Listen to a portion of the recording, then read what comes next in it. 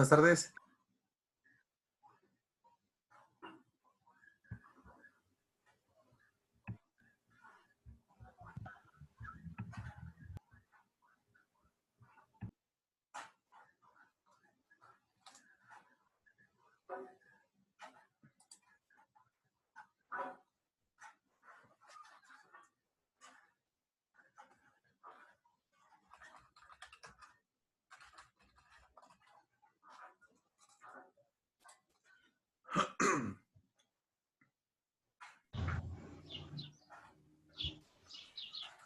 Hola, hola, buenas tardes.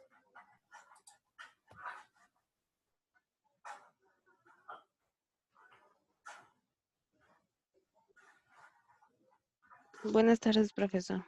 ¿Cómo están? Bien. Qué bueno, me da mucho gusto. Qué bueno, me da mucho gusto. Pues empezamos prácticamente ya. Aunque todos están entrando, pero creo que ya. Vamos a ver. Déjenme revisar.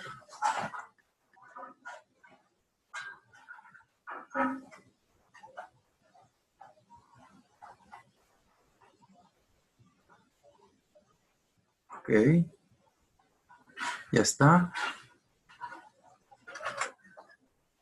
Ok. Pues creo que ya estamos todos, ¿verdad? Bueno, la mayoría.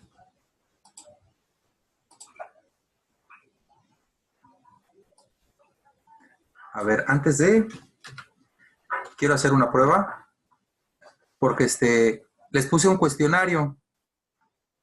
Pero está en una carpeta compartida en OneDrive. Les voy a pasar un link de una carpeta y ahí en esa carpeta está un PDF. Ese lo pueden abrir, pero no lo pueden descargar. Entonces, de lo que se trata es de que lean el examen. Es de opción múltiple y anoten sus respuestas en un Word y las suben ahí mismo a esa carpeta. Nada más que quiero ver si se puede o no se puede. Entonces, les voy a pasar en el chat, ¿sí? La carpeta.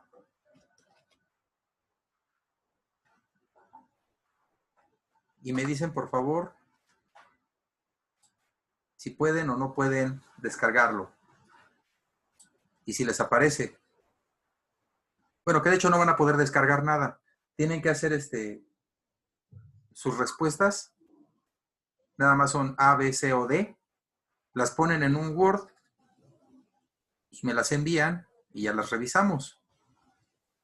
Pero quiero ver si se puede o no se puede. Recuerden que les van a mandar, bueno, este vínculo los va a mandar al Office 365. Digo, ya todos lo tienen activado. Ya saben que hay que entrar con su cuenta Mayonitech y ya con eso ya pueden ver la carpeta. Me dicen, por favor, si alguien lo intenta y qué resultados tiene.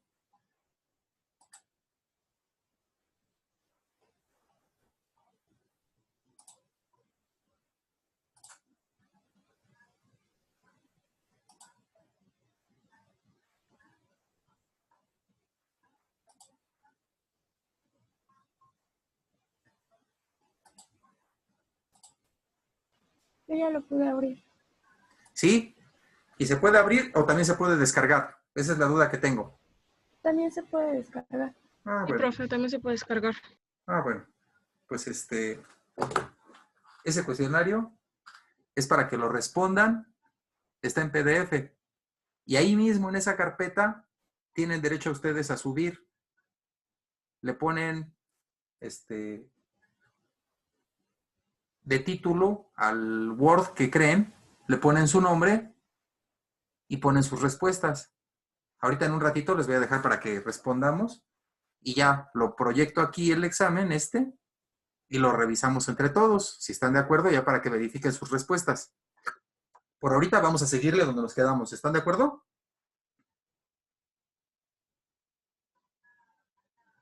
Sí, profe.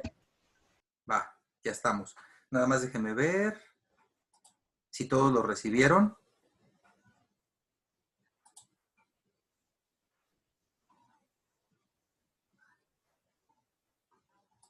Si hay alguien que no lo haya recibido, para volverlo a enviar el link, si alguien no lo ve, que se acabe de incorporar, me avisan, por favor. ¿Sale? Ok. Yo no lo Entonces, veo. mándeme. Yo no lo puedo ver, profesor. Me acabo de... Acaba de entrar. Ok, de acuerdo. Entonces, espéreme tantito y lo voy a enviar de nuevo al chat. Lo acabo de enviar. Sí, gracias. ¿Ya lo vio? Sí, gracias. Perfecto. Ok, entonces nos quedamos aquí justamente en lo que era la síntesis de los catalizadores. Este es por el método de Sol-Gel. Y continuamos entonces, ¿sale? Para así hacer un leve reseña de lo que estábamos viendo, habíamos visto pues que a los catalizadores sólidos se les realizan ciertas pruebas. Entre ellas era el TGA, era un análisis termogravimétrico y justamente dice aquí que registra el cambio de peso de un catalizador en función de la temperatura. Recuerden pues que los catalizadores deben de ser estables térmica y químicamente. La parte térmica se evalúa con un análisis termogravimétrico. Se va elevando la temperatura, se pone en una pequeña balancita pequeñita que está dentro de un horno, una pequeña muestra, registra el peso y ahí lo registra como el 100%. Conforme va aumentando la temperatura, obviamente va perdiendo peso. Lo primero que pierde pues es humedad, ¿no? Agua que tenga absorbida superficialmente. Posterior, agua intersticial, es decir, de la que está ocluida dentro de la formación. Y posteriormente ya comienza a degradarse.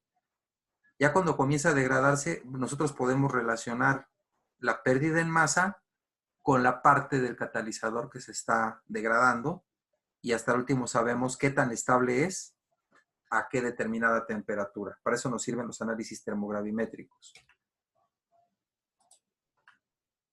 El térmico diferencial nos va a indicar los cambios estructurales sufridos por el catalizador en función de la temperatura. Muchas veces tenemos transiciones de fase, se le llama. Cambia de una fase a otra, estructuralmente hablando, y eso lo registra el análisis térmico diferencial. Las propiedades texturales, ya saben que se realizan a partir de las isotermas de Bett. Se le hace absorber nitrógeno y con esas curvas, ¿sí? Con las isotermas que obtenemos, podemos definir el área del catalizador, el diámetro de los poros, el volumen de poros. Y ahora sí, entramos a lo que son los fenómenos de absorción, porque recordemos pues que para que se lleve a cabo la reacción en un sistema heterogéneo, pues por lo general siempre se lleva en la interfaz entre el catalizador, que es un sólido, y los fluidos, que pueden ser gases o pueden ser líquidos. Entonces, como tal, la absorción es el fenómeno por el cual las moléculas se absorben o se adhieren en la superficie de los sólidos. Puede ser física o química.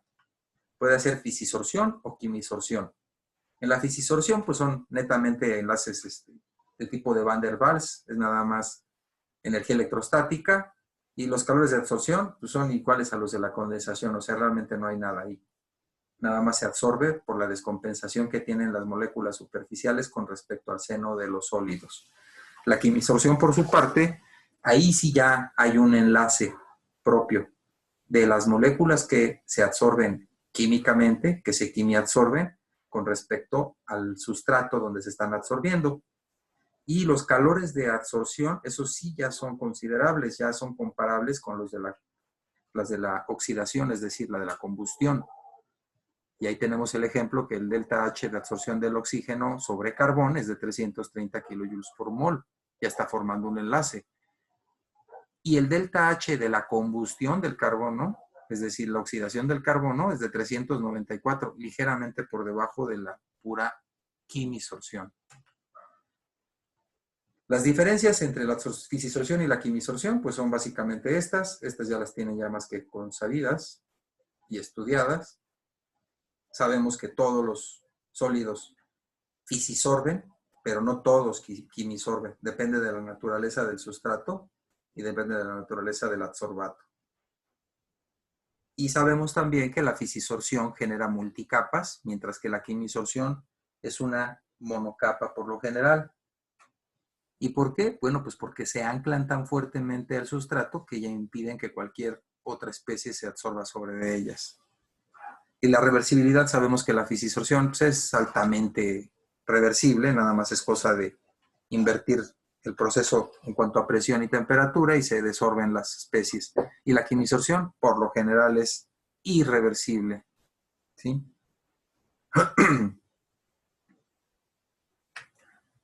Entonces, para recordar un poquito de las isotermas, es bien que tenemos las de Froelich y las de Langmuir, que son justamente las que ven ahí, las ecuaciones. Y ahí está la cobertura de la monocapa cuando se grafica la concentración del adsorbato con respecto a la presión. Entonces, al aumentar la presión, se forma ya una monocapa que ya no permite que se absorban más moléculas. Algunos ejemplos de esas isotermas las vemos representadas ahí, el tipo 1 al tipo 5, que son las más representativas de este tipo de sistemas, donde la primera pues, es la de Langmuir, la segunda es de una doble capa, la otra es de la monocapa, pero sigue todavía absorbiendo un poquito. Y las dos últimas representan lazos de histéresis, se les llama. Primero se hace el proceso de absorción y después se regresa con el de desorción. Y ese desfase que hay en las curvas, tanto de absorción como de desorción, se le llama histéresis. Y con respecto a esas formas, nosotros podemos concluir con respecto a lo que serían los poros. ¿Qué forma tienen? Y cómo es que se están comportando. Es decir, esto, por ejemplo, hagan de cuenta que sobre el sustrato, digamos que hay poros como de este tipo así, ¿no? Por acá hay otro así, una cavernilla así. Estos serían los poros que están sobre el catalizador. Cuando comienzan a absorberse las moléculas, ¿sí? Por ejemplo, de nitrógeno, pues comienza la monocapa, ¿sí? Y se adhiere a todas las paredes. Aquí todo se absorbe, ¿sí? Y después hay una segunda meseta donde se une otra capa de moléculas, pero si se dan cuenta, en las cavidades ya se llenó y esta parte de aquí ya se considera como licuado el gas que se está ingresando aquí. Cuando yo hago la reversibilidad y le retiro la presión, pues comienzan a desprenderse toda esta primer capa. Así. Pero toda esta que está acá adentro es la que genera este lazo de histéresis. Y la forma que tengan de lo alargado y de lo ancho nos van a dar idea de qué trabajo le cuesta volver a su fase gas a todo esto que está acá adentro, y es de ahí donde vienen esas interpretaciones.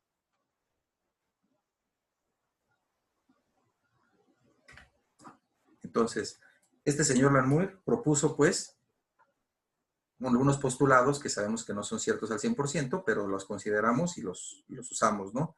Donde dice que la superficie proporciona un cierto número de posiciones para la absorción y todas son equivalentes. Sabemos que no. Ya vimos que hay átomos escalón que son un poquito más reactivos en todos los vértices que los átomos que están sobre los planos. Pero para este fin sirve. Y dice que solo se absorbe una molécula sobre cada posición. Bueno, eso también puede ser cierto, eso sí.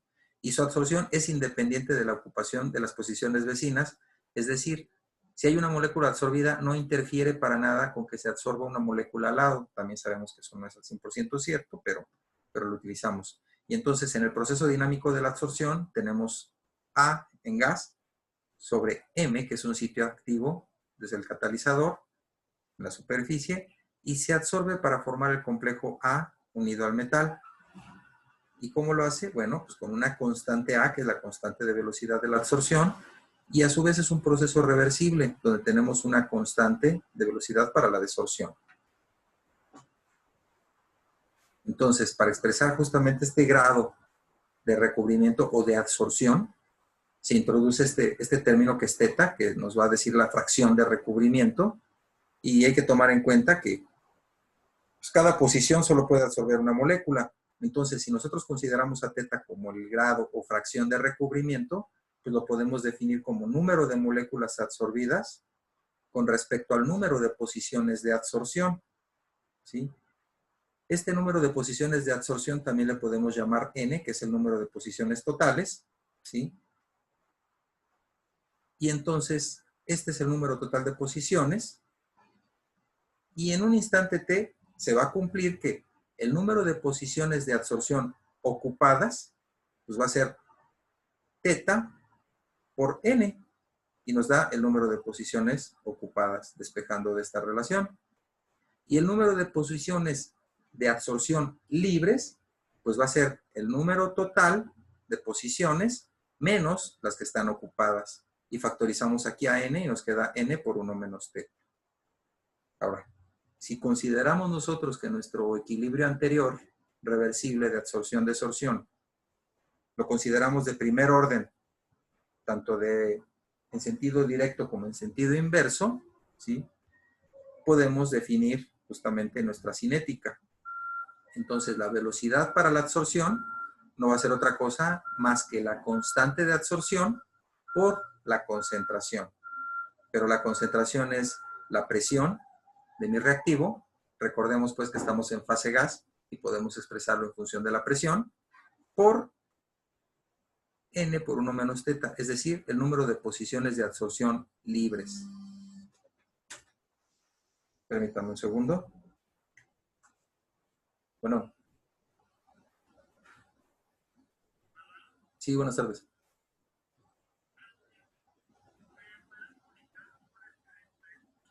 Sí, ¿me puede llamar en 2 horas, por favor? Estoy muy ocupado. Gracias.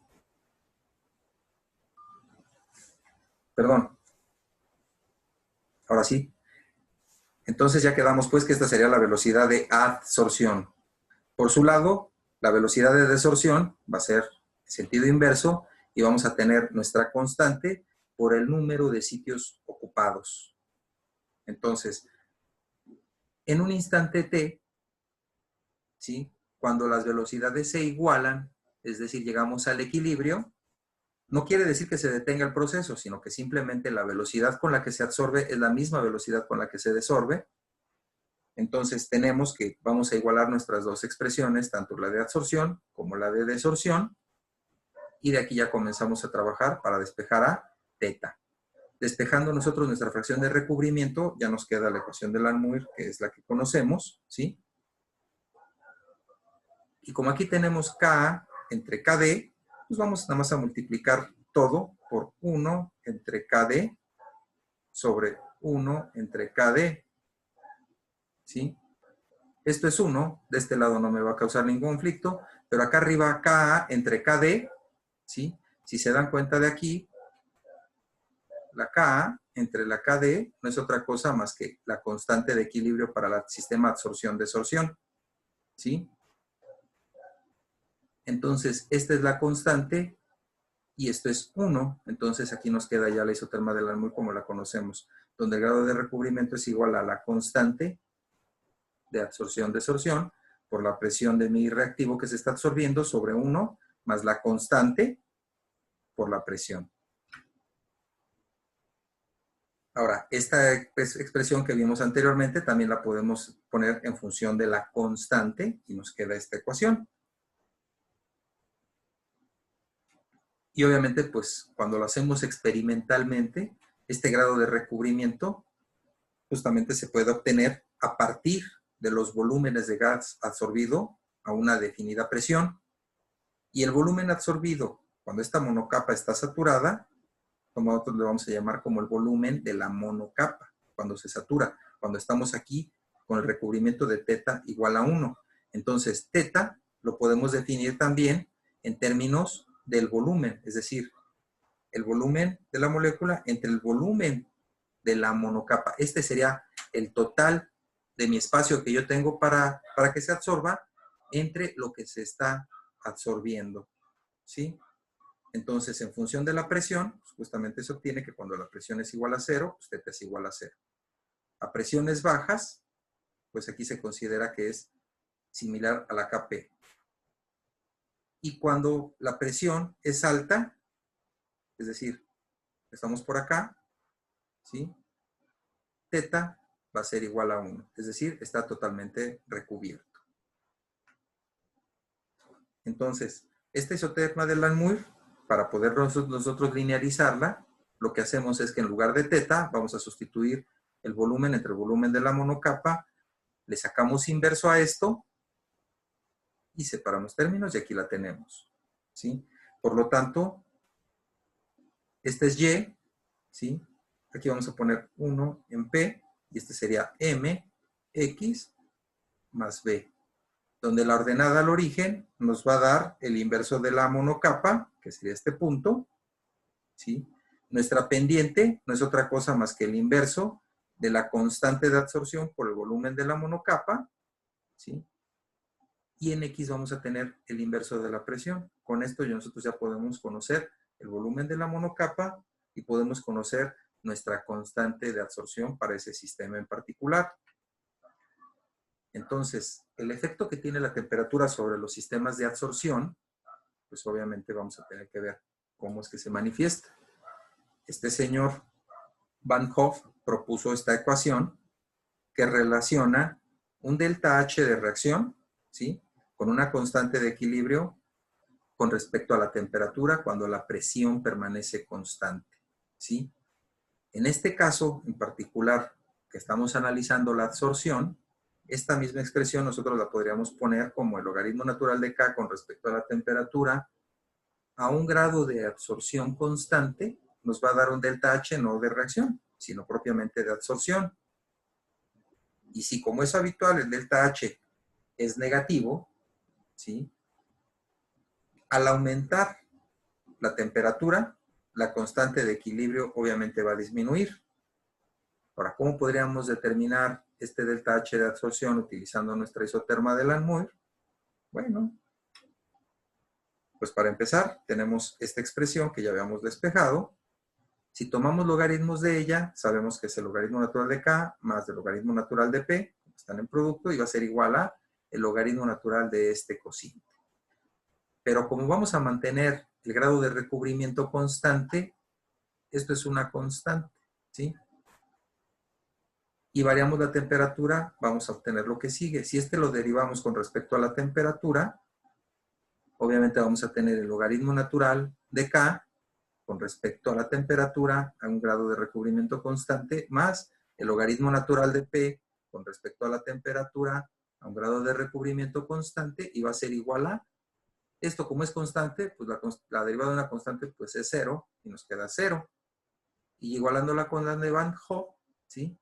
Pero antes que nada despejando esto porque tenemos A más B que es igual a 0.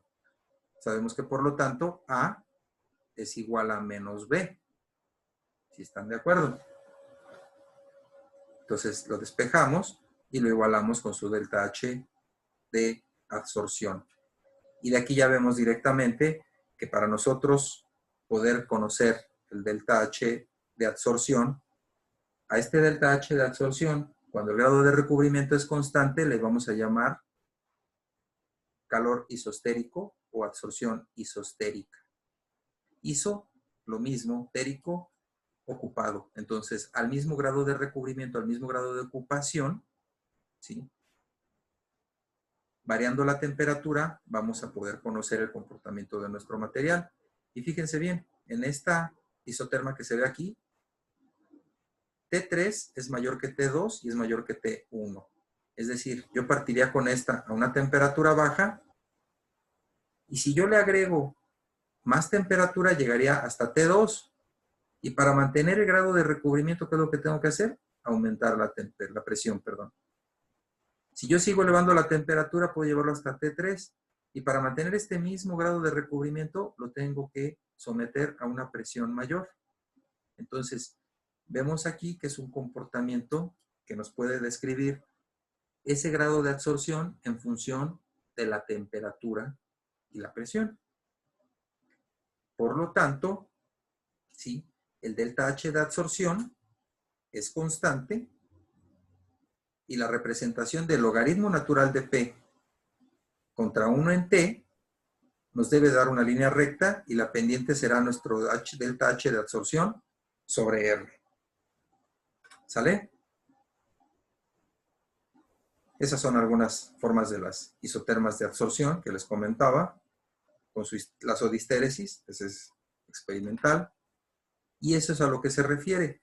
Estas formas, de acuerdo a la azodistéresis, nos van a indicar qué tipo de cavidades generan estos poros que hay en nuestro material, observando estas isotermas. Puede ser que cuando sean así alargadas, pueden ser hexagonales, o pueden ser en forma como de rosario, o pueden ser cúbicas, o pueden ser, le llaman bote de tinta también a este tipo de cavidades. Pero es de acuerdo a nuestros lazos de histéresis y se define a partir de ecuaciones. Hay algunas ecuaciones, por ejemplo, la ecuación de Kelvin nos puede dar el radio de los poros y las formas D nos dan una idea de cómo están acomodados nuestros sólidos. Esto pues ya lo voy a obviar porque pues es nada más puro relleno. Entonces, los aspectos fundamentales de la catálisis, sabemos que se puede clasificar como homogénea, heterogénea o enzimática. En la homogénea, pues todo está en la misma fase. En la heterogénea, existe un catalizador que justamente es insoluble y nos involucra reacciones en la superficie. Mientras que en la enzimática es una mezcla, ¿sí?, de moléculas orgánicas donde se lleva a cabo el proceso de la catálisis, que también vamos a revisar ahorita, ¿sí? Y como ejemplo, 720 moles de alcohol por segundo de alcohol. Esto nos da un alcohol, una deshidrogenasa. Esto son para las catalizas enzimáticas, ¿sí? Y la otra sería, pero con catalizador de platino. Dense cuenta de las temperaturas. Esta parte de aquí, que está utilizando la enzima hidrogenasa, vean a qué temperatura se lleva a cabo, mientras que si yo utilizo un catalizador de platino exactamente para la misma, nos lleva hasta 200 grados. La catálisis enzimática es fabulosa. Son condiciones muy suaves, prácticamente fisiológicas, y los rendimientos son exageradamente altos. Entonces, para la catálisis homogénea, tenemos que los reactivos y el catalizador todos se encuentran en la misma fase. El acceso, pues obviamente es fácil, ¿sí? La ausencia de envenenamiento, pues eso también nos da un plus con respecto a la homogénea, porque no hay envenenamiento de los catalizadores. Y dentro de las aplicaciones que encontramos en la industria, pues son los organometálicos, polimerizaciones de olefinas, adición de olefinas, oxidación de alcanos. Esas son algunas. Aunque, por lo general, las temperaturas son bajas y las selectividades son altas. El inconveniente que encontramos con este tipo de catálisis es separa el catalizador del medio. Entonces, si yo ya llevé a cabo mi reacción, me dio buenos rendimientos, y ahora ¿cómo recupero mi catalizador que está en la misma fase que todos mis reactivos que no reaccionaron junto con mis productos? Ese es el principal meollo de la catálisis homogénea, que los catalizadores muchas veces se pierden al querer separarlos y entonces sale exageradamente caro. ¿Qué solución se ha encontrado? Bueno, pues soporta el catalizador homogéneo en una superficie de una alta área superficial y solamente hazle fluir por ahí tus reactivos y en cuanto entren en contacto se convierten y lo que tú tengas a tu salida de tu reactor serán única y exclusivamente productos y reactivos que no hayan reaccionado. ¿Sí? Ejemplos de las catálisis homogéneas pueden ser la catálisis ácido-base, la esterificación, hidrólisis, bla, bla, bla, entre otras. Las velocidades observadas para estas cosas pues son más o menos, tenemos nuestra constante que es la básica y le tenemos que sumar una constante agregada para lo que es la reacción ácida, ¿sí? Multiplicada justamente por nuestro catalizador. Mientras que para las bases es lo mismo, la constante de acidez multiplicada por la concentración de mi base. Entonces, las catálisis específicas nos van a dar unas velocidades en función de la concentración de mi ácido o de mi base. Las ecuaciones de velocidad para los ácidos y las bases siempre van a tener de esta misma forma. Tengo yo una constante definida sin catalizador y a esa constante le voy a agregar otra constante que está referida a la parte de la constante de acidez. Caray, qué rápido se va el tiempo aquí. Entonces me voy a ir un poquito más rápido. Esta parte Las reacciones enzimáticas, como sabemos, son llevadas a cabo por enzimas que son moléculas muy grandes, son macromoléculas de una estructura muy bien definida, que se pueden definir en primaria y secundaria, y que reaccionan, ¿sí?, con coenzimas que tienen centros activos y iones metálicos, y sabemos pues que tienden también a desnaturalizarse. Cuando se degrada cierta parte de ello, pierden su estructura y pierden su efectividad, es lo único malo. Las velocidades de reacción para las reacciones catalizadas pues están en función de la concentración, del pH y de la temperatura, pero recordemos que los pH son muy nobles y las temperaturas también. Las concentraciones a pequeñas cantidades de catalizador, es decir, de enzima, generan altas velocidades. Entonces, para una reacción enzimática de primer orden respecto a la enzima, vamos a tener este tipo de curvas, ¿sí?, que es la curva de una hipérbola, donde la velocidad va a estar definida, ¿sí?, como el cambio en la concentración del sustrato con respecto al tiempo, y vamos a tener una velocidad máxima que se alcanza cuando llega hasta este grado asintótico nuestra curva. Entonces, para el mecanismo de Michaelis y Menten, dice pues que la enzima se une al sustrato formando un complejo enzima-sustrato, ¿sí?, y en un proceso reversible. Y a su vez, este complejo enzima-sustrato deriva a la formación de mi producto, liberando la enzima. Cuando hacemos un tratamiento cinético, ¿sí?, en el régimen estacionario, la concentración de la enzima-sustrato la vamos a suponer como constante, ya que es un intermediario de reacción y iniciando el proceso mantiene una asíntota con respecto al tiempo. Por lo tanto, nuestra rapidez como tal la vamos a definir como la K1 por la concentración de sus reactivos, menos la K-1 por la concentración de sus reactivos. ¿Sí están de acuerdo? Y aparte tenemos que agregar menos K2 por la concentración de sus reactivos, y esto tiene que ser igual a 0. Haciendo un balance de la concentración de enzima total que tenemos, sabemos que esta enzima o puede estar solita o puede estar complejada. Sustituyendo y despejando de aquí la enzima solita, ¿sí?, y la sustituimos en esta expresión, nos va a quedar esta otra.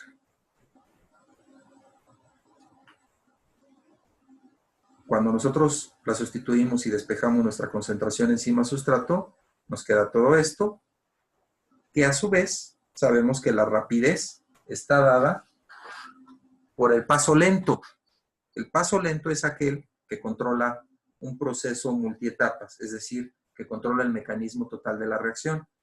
Y se ha observado que el paso lento es la formación de los productos. Me voy a regresar al anterior, y si vemos este de aquí, este es el paso lento, y su velocidad no va a ser otra cosa más que la K2 por la concentración de sus reactivos, que sería la concentración de enzima-sustrato.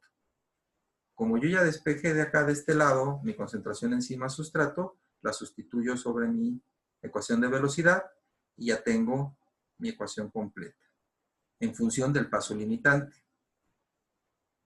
De aquí, la K2 por la concentración de enzima total, esta parte. Bueno, ¿y cómo voy a quitar la K1? Bueno, pues igual aquí multiplico por 1 sobre K1 entre 1 sobre K1. Este es 1, de este lado no me generan problemas, pero de acá arriba se va la K1 y acá abajo nos va a quedar la K-1 más K2 entre K1. K-1 más K2 sobre K1, y esta la voy a definir como la constante de Michaelis. ¿Sí estamos de acuerdo? Y esta es la ecuación de Michaelis y Menten. Aquí nada más lo único que faltaría es que esta expresión, no, perdón, de aquí no. Tengo que tomar, ay.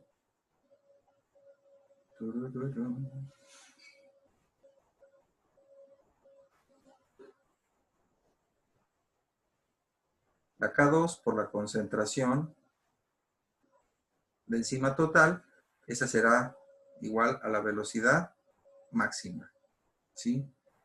Y si la concentración del sustrato es muy pequeña, ¿sí?, aquí en este cociente la voy a despreciar Y esta constante, ¿sí? Como también es constante la concentración de la enzima inicial, todo esto va a formar una constante y obviamente va a quedar en función de la concentración de enzima total, ¿sí? Y si la concentración del sustrato es exageradamente grande, es decir, muy alta, pues sabemos que en este término voy a despreciar la Km, se convierte en la unidad la concentración de enzima y nos va a quedar en función de la K2 por la velocidad máxima, que esto es, perdón, es la velocidad máxima. Permítame un segundito.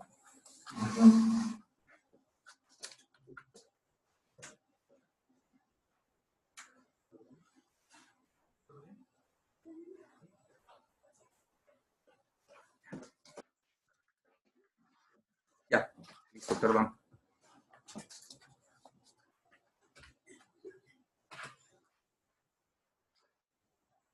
Okay. Entonces, esto ya es efecto del pH, esto ya no nos interesa mucho, ¿sí? Y esta parte, pues ya son otra vez más de la parte de catálisis heterogénea. Y cómo es que reaccionan, ¿sí? Nuestros átomos que tenemos en nuestro sólido con respecto a la reacción. Sabemos pues que hay una energía libre superficial donde tenemos esta descompensación dentro de nuestro sistema. Este es el seno de nuestro catalizador donde están todos los átomos. Cualquier átomo de acá adentro está compensado en todas sus energías, mientras que los de la superficie, esta parte que está aquí, esta es una descompensación, es un átomo superficial. Los que están aquí en la esquina, pues obviamente tienen esta descompensación y esta otra descompensación y es por eso que son más reactivos. Y si se encuentran en una esquina, también tendrían esta otra descompensación y estos van a tender a ser muchísimo más reactivos. ¿Para qué? Pues para la absorción química, es decir, la quimiosorción, y para la conversión de mis reactivos. Esto ya no, esto ya no, esto ya no, porque esto ya nos meteríamos en pozos de potencial. Ajá, ajá, ajá.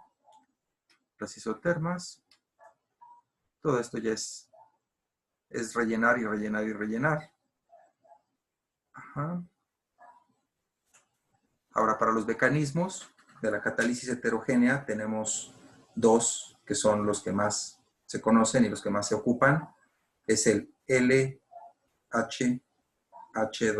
aquí nada más lo ponen como Langmuir-Hinchelwood, y este que tenemos que es el Heli-Rieder o Rieder-Heli, cualquiera de los dos. ¿En qué se fundamentan estos? Ahorita lo vamos a ver y vamos a ver que la absorción de reactivos sobre los sitios nos va a dar una expresión de este tipo. ¿Sí? Ahora sí, vamos a entrarle a esto de la catálisis heterogénea. Nos queda 1 minuto con 26.